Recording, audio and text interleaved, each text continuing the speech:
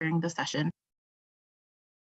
At the end, we ask that you complete a short evaluation of the session to let us know your thoughts. At the end of the eval, enter your name in a raffle for a Visa gift card or a signed copy of What We Don't Talk About When We Talk About Fat, a book written by our keynote speaker, Aubrey Gordon, who will be joining us this evening. We got that taken care of.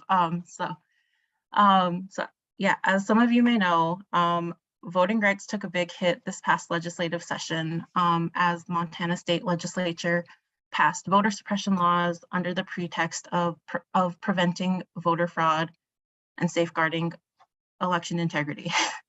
Today's panel will dive into some of these new laws and policies, as well as what we can expect this upcoming election season and beyond. So, with that all being said, it is my extreme pleasure to introduce our moderator today, the wonderful and amazing Christy Smith. In her current capacity, Christy helps progressive organizations build the education, mobilization, and advocacy plans necessary to defend our democracy and ensure every eligible Montanan can exercise their right to vote.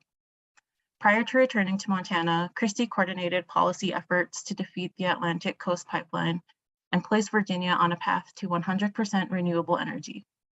Christy holds a bachelor's in social work from Elizabethtown College and a master's in social work from Columbia University. Welcome, Christy. Thank you so much, Danny. And I also want to add to my bio that I am a WPLI alum as well. So it is wonderful to be back in this space with all of you. So thank you, Danny, and thank you to Montana Women Vote for continuing this great tradition of WPLI and adapting the format to protect the health of our communities. I am very grateful and excited to be sharing this space with all of you today.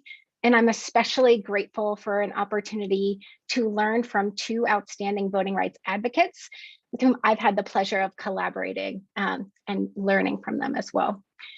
Before we get the conversation started, I have the pleasure of introducing our panelists. They both bring very impressive and impactful experience to this conversation, and I want to take a moment to celebrate that. And I also want to help all of those in the room who are here to chat with us today learn a little bit more about the unique perspective that both of our panelists bring. So starting with Senator Janet Ellis. Senator Ellis is currently a member of the Montana Senate and has served 4 sessions in the legislature since 2015. Janet has lived in Helena for over 30 years. She is married and has 1 son. Janet retired in 2018 from her work at Montana Audubon, a science-based citizen conservation organization dedicated to promoting appreciation, knowledge, and conservation of Montana's native birds, other wildlife, and natural ecosystems to safeguard biological diversity for current and future generations. As Audubon's Senior Director of Policy, Janet coordinated Montana Audubon's legislative and public policy work on behalf of Montana's wildlife and wildlife habitat between 1983 and 2018. Before joining Audubon, Janet worked as a ranger and naturalist for Yellowstone and Zion National Parks, Cedar Breaks National Monument, and Lewis and Clark Cavern State Park. She has a degree in biology from the University of Montana. Among other adventures, Janet has bicycled from Missoula to Denali, Alaska, and from Oregon to the tip of Baja, Mexico. In college, she also spent 4 months in Churchill, Manitoba, working on a polar bear study. And rounding us out in this conversation today is Patrick Yawaki. Patrick is a member of the Zuni Pueblo tribe. He is a husband and a father of 4 children. He lives and serves the tribal community living on the Flathead Reservation in Western Montana. Patrick graduated in the first cohort in tribal administration and governance bachelor's degree program at Salish Kootenai College. Patrick's professional experience is in tribal advocacy in all levels, of civic engagement. He also implements food sovereignty projects and programs to improve the tribal sovereignty and self-determination of the reservation. Patrick is co-founder of the People's Sovereignty Food Program, a tribal-led, fiscally sponsored grassroots organization.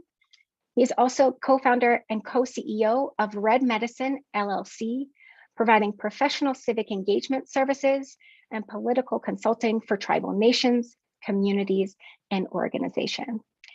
Patrick loves being with his family and dog. He appreciates the opportunity to work for his community and the efforts for a better tomorrow. Patrick is currently the political director for Indigenous Vote. Senator Ellis, Patrick, welcome. Thank you for sharing your time and this space with us today. Before we get started with our conversation, would love for you both to share your pronouns.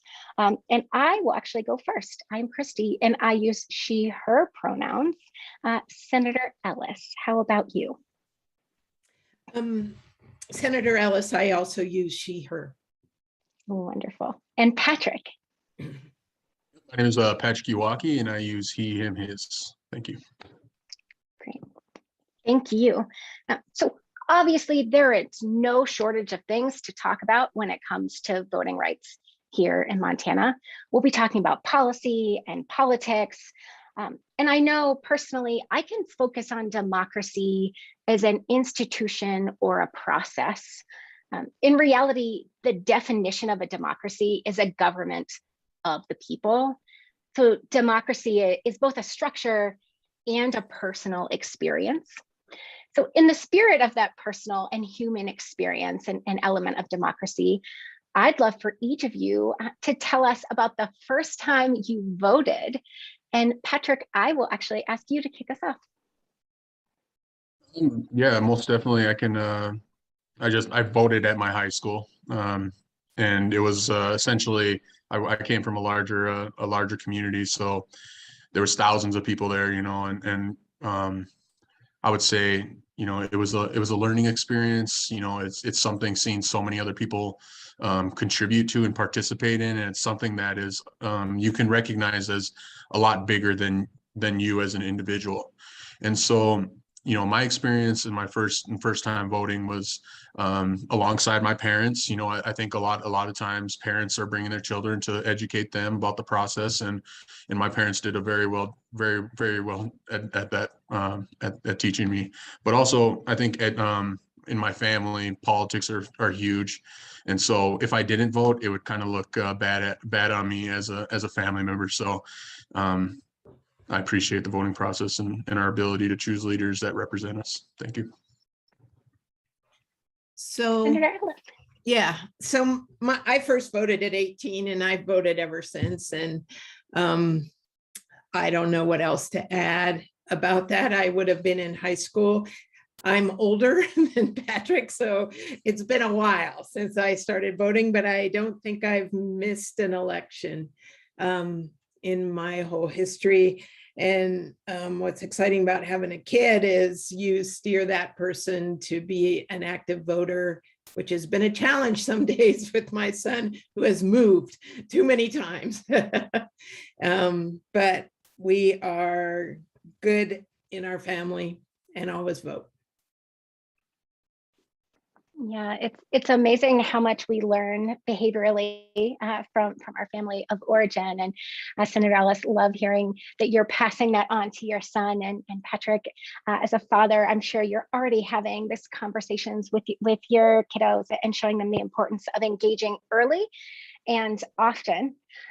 So love hearing about the personal perspective that you bring, but also would like to hear a little bit about what brings you to voting rights work. Why are you here in this conversation with us today? And this time I'll actually start things off with Senator Ellis. So Christy in her introduction talked about my background, and it is biology. It is not, and that's what I worked on for the Montana Audubon. 29 years I worked there before retiring.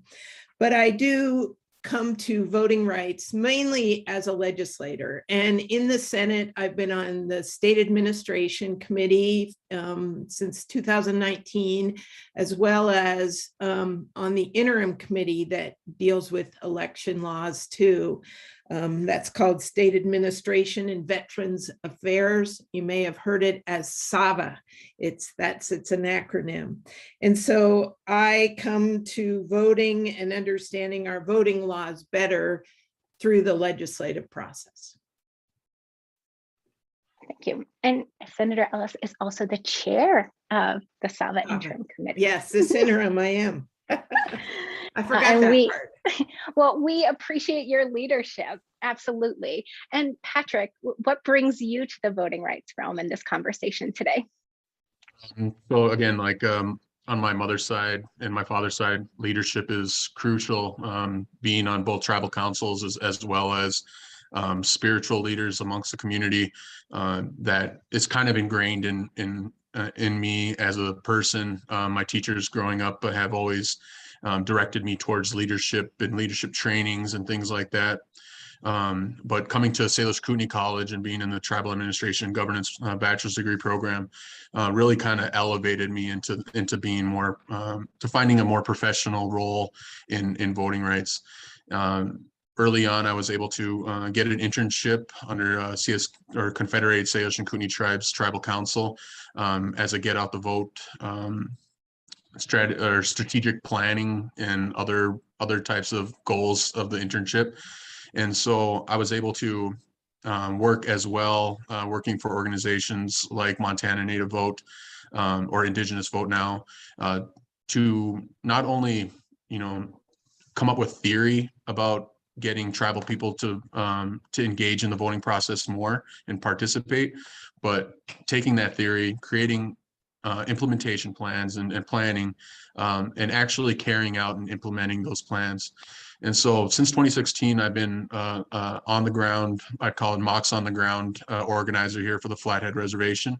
And the Flathead Reservation is the 10th largest reservation in the United States. So it's relatively the same size as the state of Rhode Island, and has more than 10 different communities in it.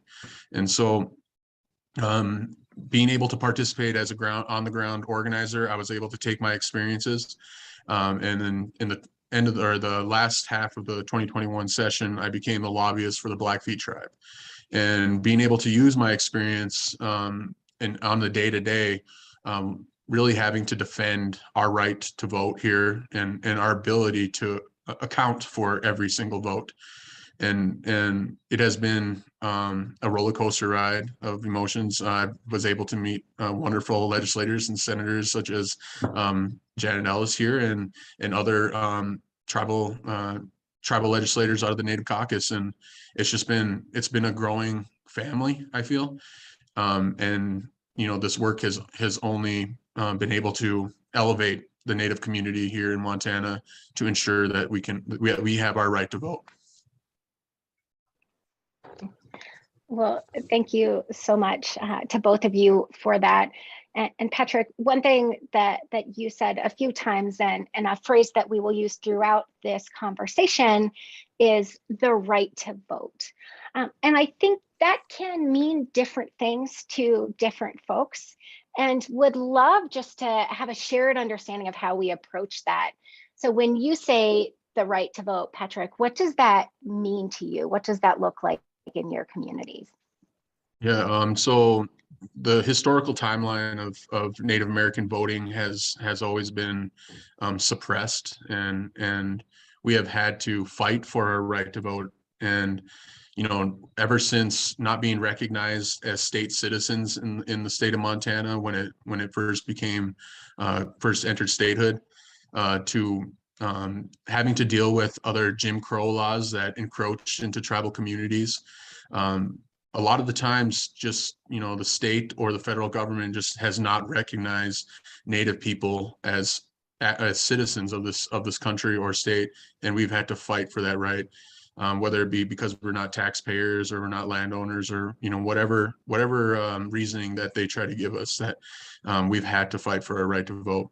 And through our historical fight, we've had to, we've won a lot of lawsuits that enable us to choose leaders that represent our communities even more than other communities have that right to. Definitely with Indian majority populations in certain districts, we have fought for our right to have Native people represent those populations or those districts. Not only that, but our ongoing fight, especially with these absentee ballot restrictions that I'll get into, has we've seen wins, and we've seen opportunities to open doors, and I think that's our biggest success, is that we're not closed in a closed door anymore. We're breaking down doors, and I think that represents our our success in this fight for voting rights.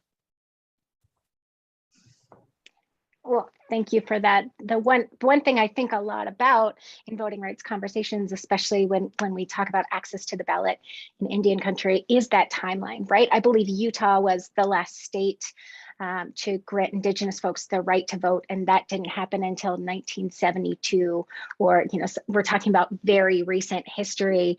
And so if I'm hearing you correctly, Patrick, it's in part just acknowledgement of identity, and then after that acknowledgement, the ability to elect folks, to use your right to vote, to elect folks who share your values and share your identity, hopefully as well. And so Senator Ellis, very curious, both as a person and as a legislator who sits on committees that determine our path to the ballot, what does the right to vote mean to you? I haven't really thought of how to answer that question before this panel, but I assume that I know that there's a right to vote in the U.S. Constitution as well as the Montana Constitution, and I take that very seriously. And I think barriers preventing people from accessing their right to vote or their ability to vote, to show up on election day or vote absentee if that's how, or vote by mail, excuse me, if that's how they want to vote. That seems really basic to me. There's no indication that there's fraud in our system. I know there's been a lot of accusations, in particular in the last year on the 2020 election and all the voter fraud accusations that have been out there. But I do, and so that's in part how certain legislators are justifying restricting voting rights for citizens in the state of Montana. And I'll give you one example of how one of those restrictions affected me personally, and that's the House Bill 506.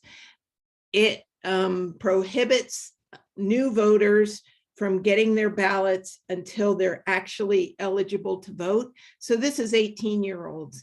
And my son turned 18 on election day in 2012.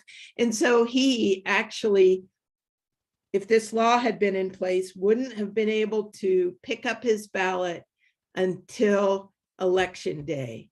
And kids are nervous about all that. They don't want anything to go sideways or wrong. And it just seems like an unusual restriction to make it harder for those folks who really are motivated enough to participate.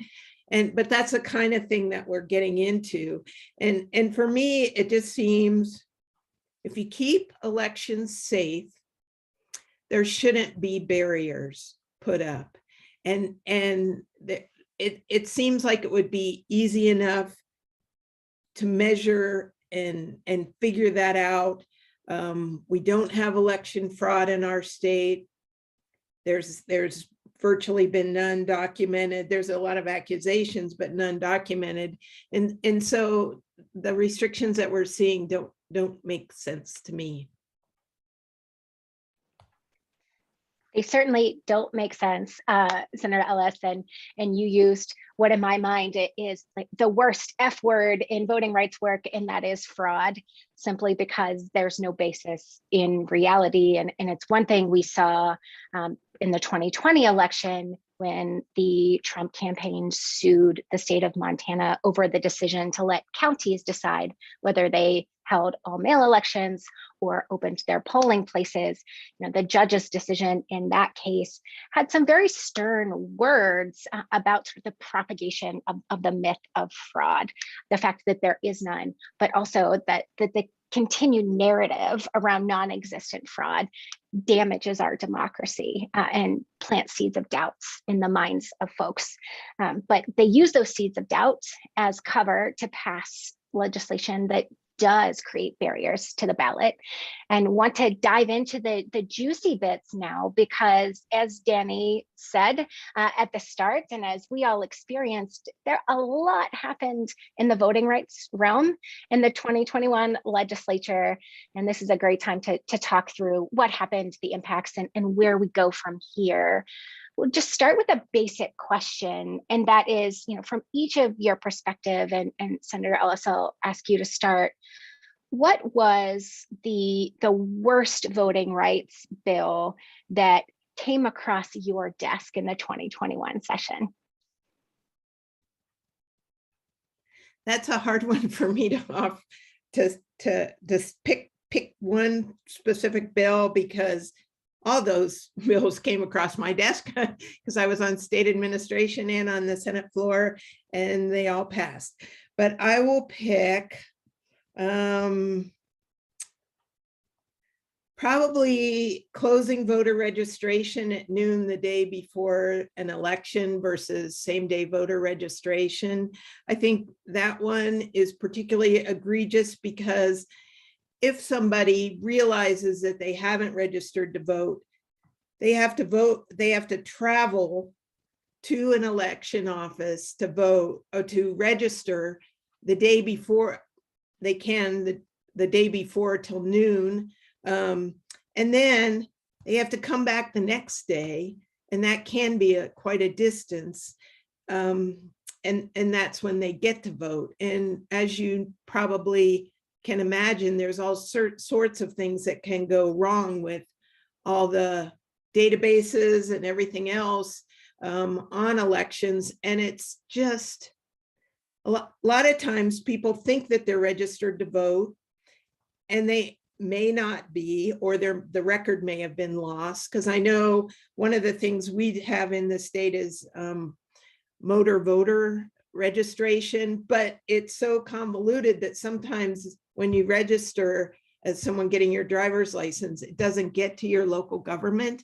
And so you may show up on election day and feel like, and you did register to vote, but they may not have a record of it, and you're out of luck. That's all there is to it. You won't get to vote until the next election. So I'm going to choose House Bill 176 and the closing voter registration at noon the day before an election.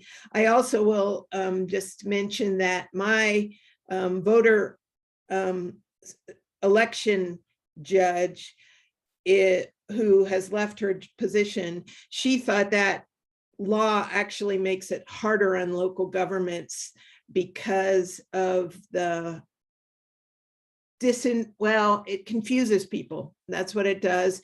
And it just makes things a lot more awkward. Well, thank you for getting this conversation started. I know it's difficult to pick a worst option out of a long list of bad options. And thanks for starting the conversation up with the bill. I think we all heard a lot about House Bill 176, which eliminates election day voter registration. It's worth noting that election day voter registration passed with overwhelming bipartisan support in Montana, including the support of a Republican Secretary of State. And it has assisted thousands of Montanans in their process of making their voice heard and making sure that their vote is counted. Patrick, I know that election day voter registration is especially critical for folks in Indian country, and curious if if you could speak to the impact of 176 from that perspective, and through your experience at the legislature advocating against it. Yeah, House Bill 176 isn't a direct attack on one of the most crucial days to get whole communities registered to vote and voting and participating. So our most busiest day would be that last day where we're getting not just volunteers, over 40, 50 volunteers per reservation. Not only just those volunteers, but their volunteers getting their family involved. All the drivers and all the people that are ensuring that those people who have other responsibilities such as work or family or all these other hindrances to being able to vote early, that this day is the most crucial day to ensure that there is that opportunity. A lot of times just people cannot be released from work, or else they have children that they have to take care of, and those types of responsibilities shouldn't be looked at as a burden. They should be looked at as, how can we help these people to ensure that they have the right to vote?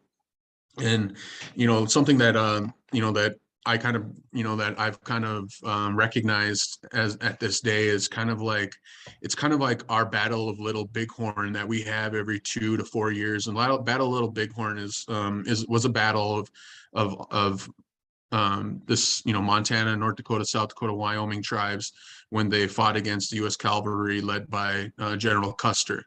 And it was a large group of Native Americans that came together to fight against this attack on their communities. And every single election cycle feels like that is reoccurring, that we're having to band together to fight these people that are attacking our community. And if we don't have that day, that puts us further behind, and a lot of people would miss their right to vote.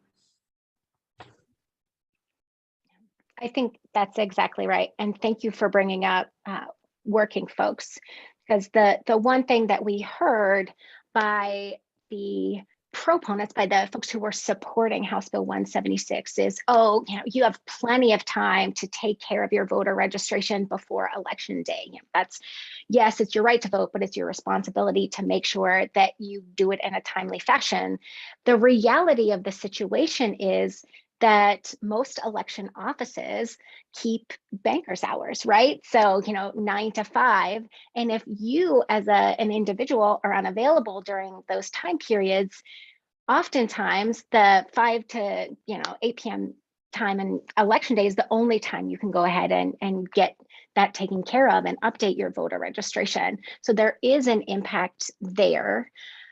So staying in the theme, though, of bills that had a disproportionate impact on folks in Indian country, Patrick, you mentioned lawsuits. Do want to talk about ballot collection and specifically the latest iteration of the Ballot Interference Prevention Act, which we call BIPA. BIPA was knocked down before session by the courts in 2020. It was ruled unconstitutional, and that original law was stayed, so it could not be put into effect. There was one bill proposed in the legislature that we called BIPA 2.0, which basically, changed a few things, but not enough. We defeated that one, but at the 0 hour, they added additional restrictions on ballot collection, and that legislation ended up passing and is subject to litigation right now. So the courts will decide. But Patrick, could you speak to really the impact that restrictions on ballot collection have on voters in Indian country? Yeah, so the absentee ballot process is something that, Indigenous Vote and formerly Montana Native Vote has taken, very responsibly and have created a process of accountability that ensures that when we say we're going to pick up a ballot and deliver it, that it is delivered. And so many people rely on that service. I've being on the 10th largest reservation, many of these communities are in food deserts. let alone do they have access to, you know, mailboxes at their homes. That's something that is predominant on tribal reservations, is that a lot of people just don't have physical addresses, mailing addresses at their home, and they have to use PO boxes. Living on a reservation, there's all these other hindrances such as distance or weather, having accurate transportation, safe transportation, insurance for your transportation, also like dealing with fear tactics from community members, trying to discourage people to vote. That organizations such as Indigenous Vote rely on this service to ensure that their communities are being heard. And whenever we face these attacks, we see that they're just essentially regurgitating what they've put out the first time. And in this litigation process, it's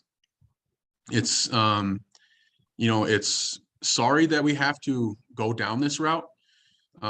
Whenever these legislators could have just educated themselves on this process, we wouldn't have to have gone down this route. And I feel 530, my biggest experience was delivering absentee ballots that wouldn't have made it to the office.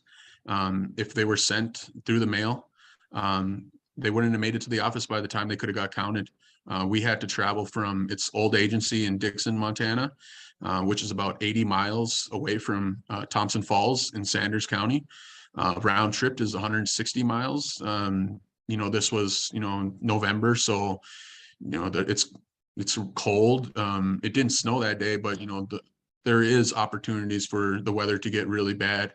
And even on our trip, we experienced people with Trump American flags in the back of their trucks as we come into Thompson Falls, going up and down the road. And as a Native American seeing that, and then also representing other community members, that we see that we take the brunt of all this. And the absentee ballot isn't just ensuring that they're dealing with it, but that they don't have to deal with all of those other issues that will hinder them, that we will take care of it for them. And I think that that type of service is most definitely needed for Indian country, but also any other marginalized people that face these same types of issues. Yeah, thank you, Patrick, for flagging voter intimidation and suppression, because it is something that is very real to Indigenous voters and other voters of color across the country. And we are seeing concerted efforts to ramp up legalized voter intimidation and suppression in other states. So in Florida, there's a proposal to essentially form an election police force, which would be harmful and a deterrent, as Patrick said. And so we want to make sure that folks have a way to submit their ballot, because the majority of voters in Montana do vote by mail. And if you do not have mail services, and in a state where your postmark, even if it's postmarked on election day, that doesn't count. Your vote doesn't count if it comes in after the fact. So making sure we have processes in place for rural folks to get those mail ballots in and to avoid harm will be critically important. Senator Ellis, you obviously have seen many iterations of restriction on ballot collection. What have you learned from those conversations, and what words of advice would you have for advocates as we continue to push back on the ballot harvesting narrative? I think Patrick summarized a lot of the reasons why the BIPA bills don't work in the state of Montana. I don't know that I have particular advice. To me, I know it just doesn't make sense. I know I've even helped people.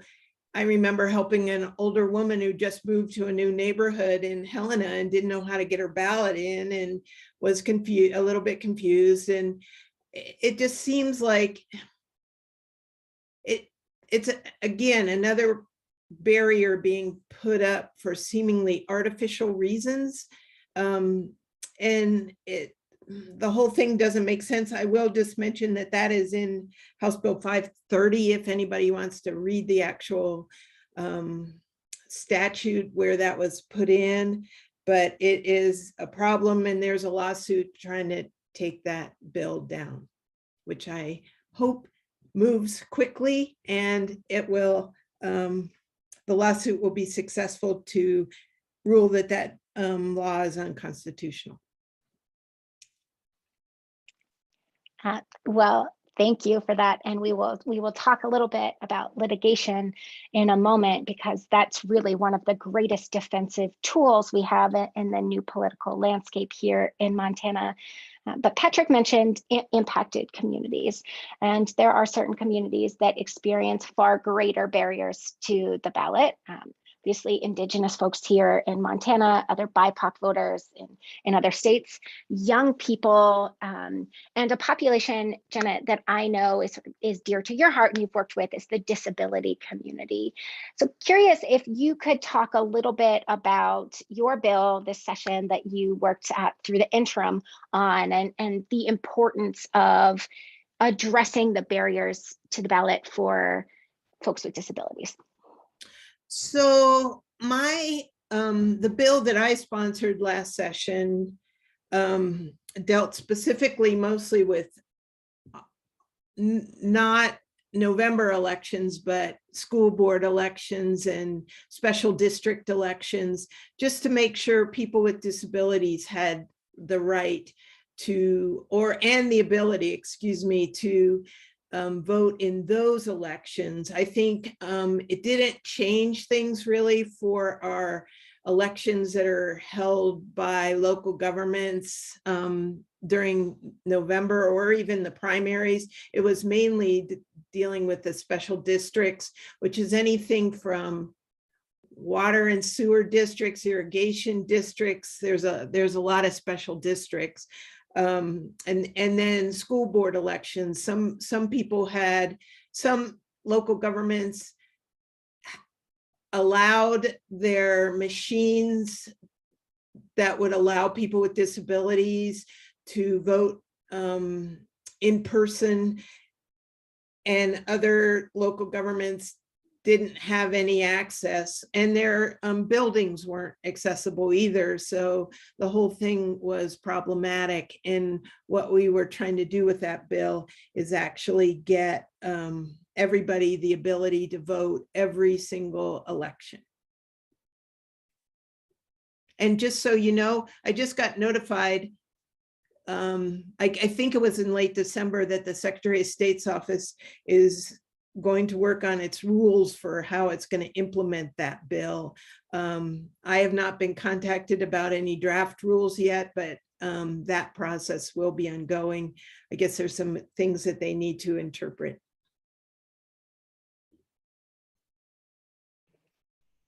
That's all. Well, that's all. That is a lot. And thank you for your continued communication with advocates in the disability community. I think oftentimes as a progressive movement, we aren't thinking as much as we could about folks with disabilities, and making sure we're bringing them into these conversations will be critically important. Before we talk about litigation, and this will tie in because it's one of the pieces of legislation that's tied up in litigation, I want to chat a little bit about voter ID. The legislature passed a voter ID bill this past session that will impact voters across the board, but especially young folks. And so, Senator Ellis, curious if you could tell a little bit about what was in that bill and some of the impacts that you think it might have, since we had plenty of conversations about those negative impacts in our efforts to try to defeat that bill. So that bill was Senate Bill 169, and it basically allows, it requires voter ID for in-person voting, not mail voting, but in-person voting. So if you're going to the to show up and actually vote, then you need voter ID. And it expanded the list of types of IDs for individuals, including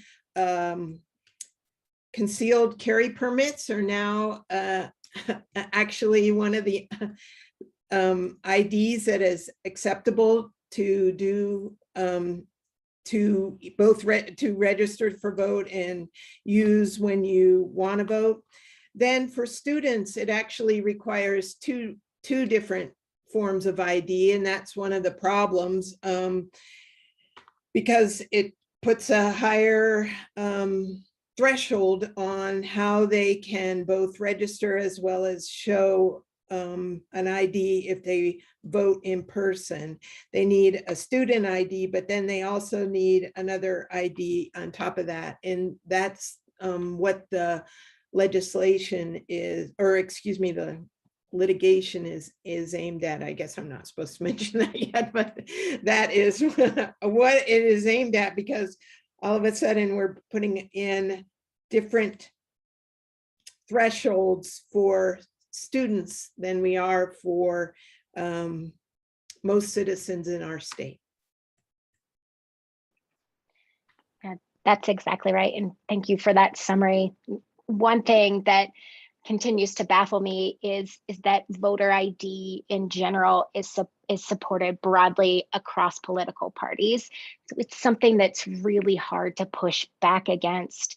And prior to the passage of Senate Bill 169, if you went to register to vote, you could use the last four digits of your social, you could use a state ID, a driver's license, or you could, if you didn't have photo ID, you could use, say, a utility bill that had your name and address.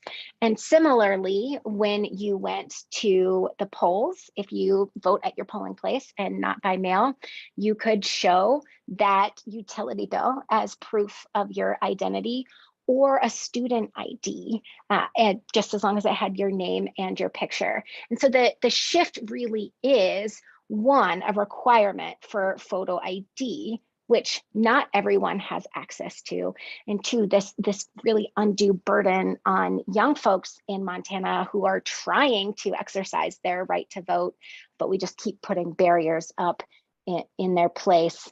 But Patrick, curious from your perspective, anything on Senate Bill 169 that stood out to you?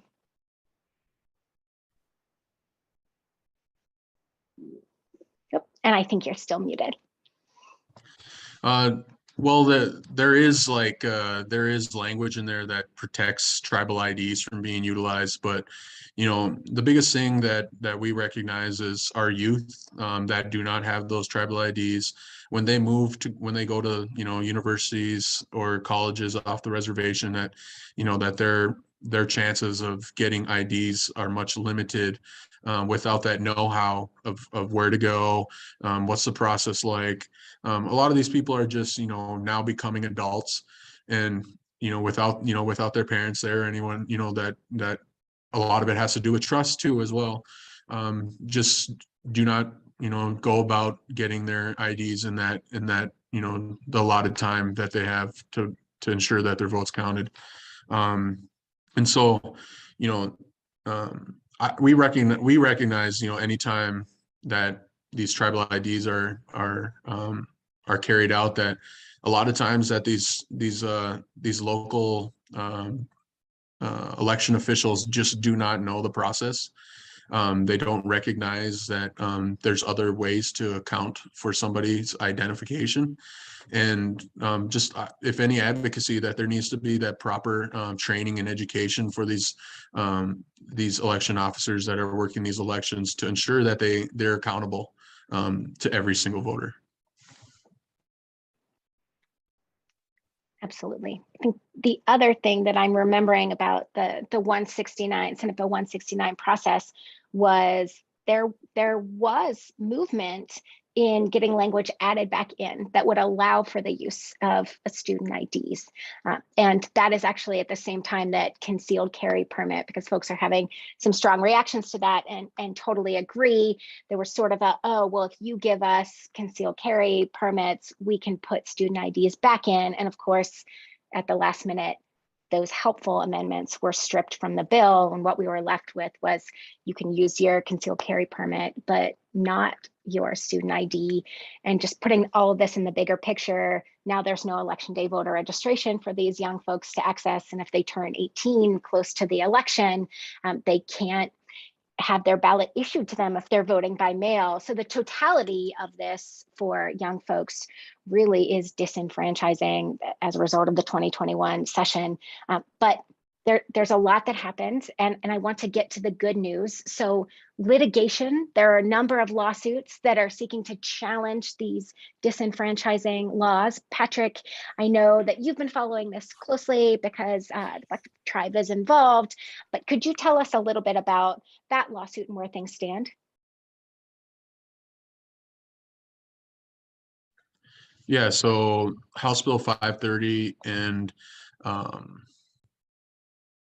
House Bill 176 are both the bills that our organization has in litigation, as well as the tribes. Our litigation is headed by the ACLU Montana. The tribes litigation to those two bills is headed by the Native American Rights Fund. Currently, there is an injunction requested by ACLU and NARF, just so that it deters any implementation of these bills in the midterm 2022 election until a decision is made. Right now, we've just as much as I can say is that we've provided documents and knowledge to the discovery process and are awaiting the next step in the case. Well, thank you for that update. And so there's that lawsuit, and also do want to mention there are a number of other lawsuits right now in play. There is a lawsuit that is House Bill 176 and Senate Bill 169 that a number of youth-driven groups are taking the charge on, and we appreciate that. And then the Democratic Party has also filed suit on House Bill 176 and 530. So all of those cases, actually, the case that Patrick discussed and the two that I just talked about have been combined into one mega case, and it will make its way through the court. And the goal, I think, is to have a decision before Election Day, because the landscape always changing would make things really hard.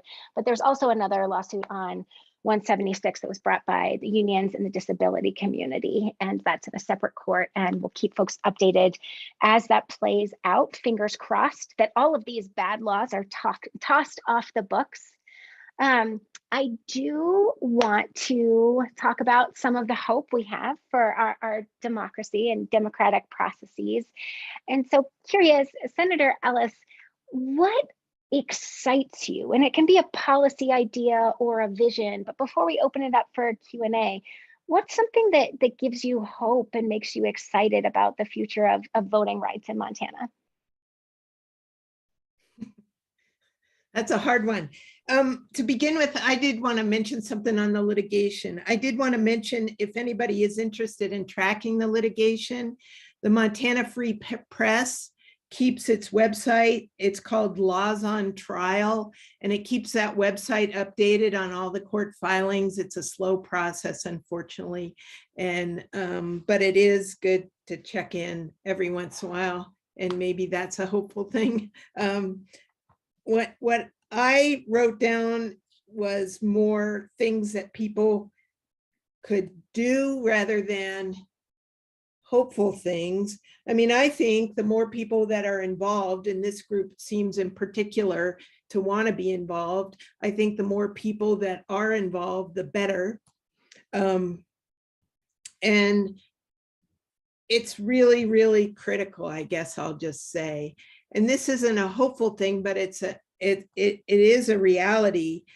Montana's Constitution is great, and it protects us a lot from things that happen, but the way to change that is to have the legislature get 100 members total, both bodies. And then they can put things on the ballot to change what our Constitution says. Right now, we're like 3 votes away from allowing the majority to be able to change our Constitution. And I'm a Democrat running for re-election, but I realize you're bipartisan or nonpartisan, I should say. But I did want to mention that the Democrats have 52 seats at this point, and that's really close. The majority needs 100 votes to be able to change our Constitution out of 150 in the legislature. So we are really close to that margin, and it's more of a warning than a looking at an optimistic point of view.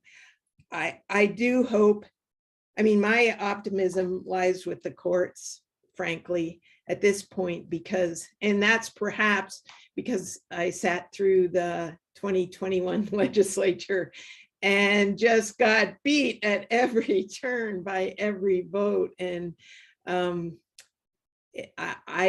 unless we change the makeup of the legislature, we're not going to claw back some of those rights. Yes, I think you're exactly right. Nonpartisan reframe is we have to do everything we can together to defend the Constitution and our court system, since the court system is going to play such a pivotal role in defense. Patrick, give us some hope. What gets you excited about the future? Well, being a tribal person and understanding, our voting block here in the state and our ability to swing elections, I think, having these type of rainbow coalitions or movements to be able to, identify each other and our struggles together and working together towards a common goal is something that we can win with powers and numbers.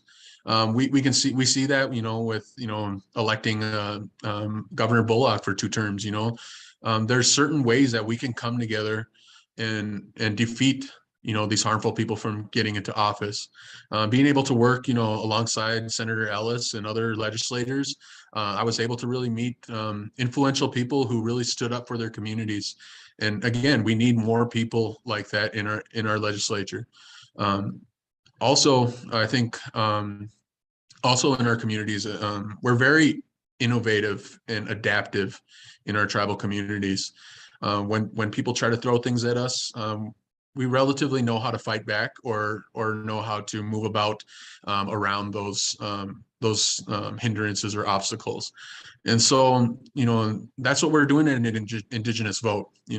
How if they're going to put these limitations on us, how can we be proactive and ensure that our right is still upheld, and that our people's voices and votes are counted.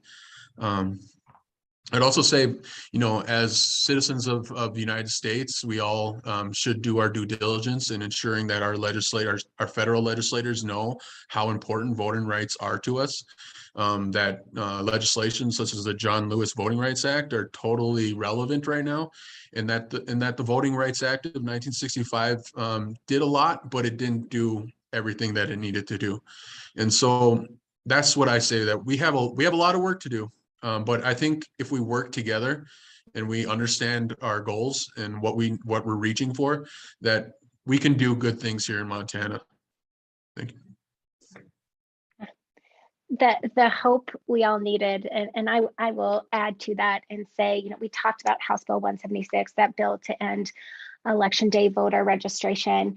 What we didn't say, but I want to make sure it is very clear, is because of advocacy efforts and the calls and the emails, like folks in our Zoom room right now put in, we were able to stop that bill originally in House committee.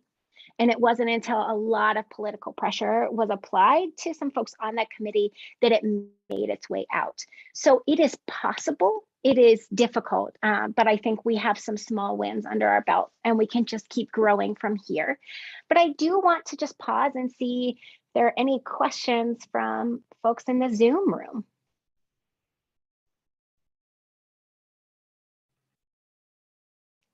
And again, you can raise your hand or you can drop it into Q&A.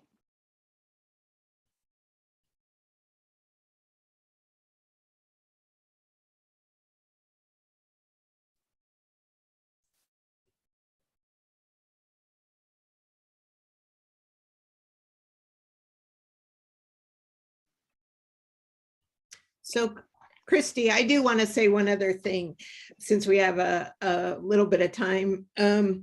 I do think personal stories are really critical on if you can come up with ways like what Patrick came up with the distance between how far somebody has to travel to actually get to a location to vote.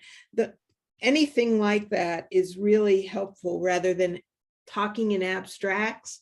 It really does help to have a personal story or think about a personal story. And it doesn't necessarily have to be you, but if you have that information, that makes any of these ideas on clawing back some of the voter registration rights that people should have a lot more real to people in the legislators, because the more you talk abstracts, they think it doesn't paint a picture. And so I know some of the upcoming sessions for this conference include information on storytelling, and I think it's really, really critical the more you can tell personal stories. You heard it from a legislator here. And Patrick, anything to wrap up on your end? Just to add on to Senator Ellis's comment is that some of the most productive days at the legislature were when multiple tribes or multiple groups came together to speak towards a certain topic. And I think, you know, more than ever, power in numbers plays a crucial part in these, you know, in these bills becoming laws or not. We were able to kill bills that were harmful to not just tribal communities, but communities across the board, but also just we're able to actually promote you know, bills that we supported and actually get them passed by law whenever we joined together and made our voices louder. Yeah. So we're building a movement here. And in our final moments, I can wrap a few of these questions together.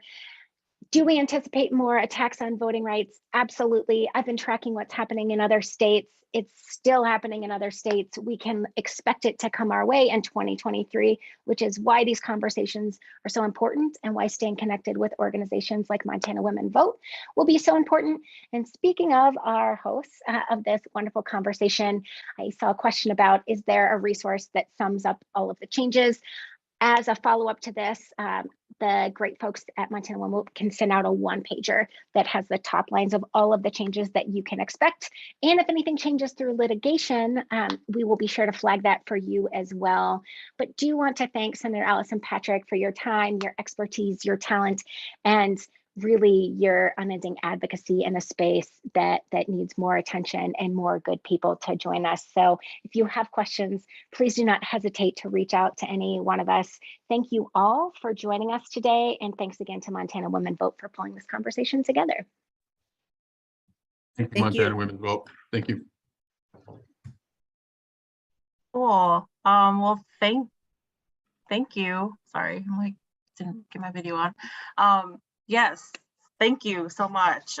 So as we wrap up, I really just like to thank our panelists again. I'm like sitting over here like fangirling because you all speak so eloquently about all of this stuff and you make it really easy to understand, because I think one thing with policy is it's really like hard to understand. You know, it's really dense most of the time. And so yeah, just y'all's ability to just kind of come and kind of break it down is just super. I just appreciate it. So again, thank you so much for our panelists and Christy, our moderator. Y'all are amazing. And I just want to thank everyone else, all of our attendees, for joining us during this session of the Women's Policy Leadership Institute. And if we weren't able to answer all of your questions, or if something comes to you in the middle of the night, feel free to like email me and or any other staff, and we'll be sure to get back to you as soon as we can. And I'll actually just pop my email in the chat just so you'll have it. Yeah, and so like I mentioned at the beginning, please complete the evaluation form. It really helps us in making this event more, more accessible.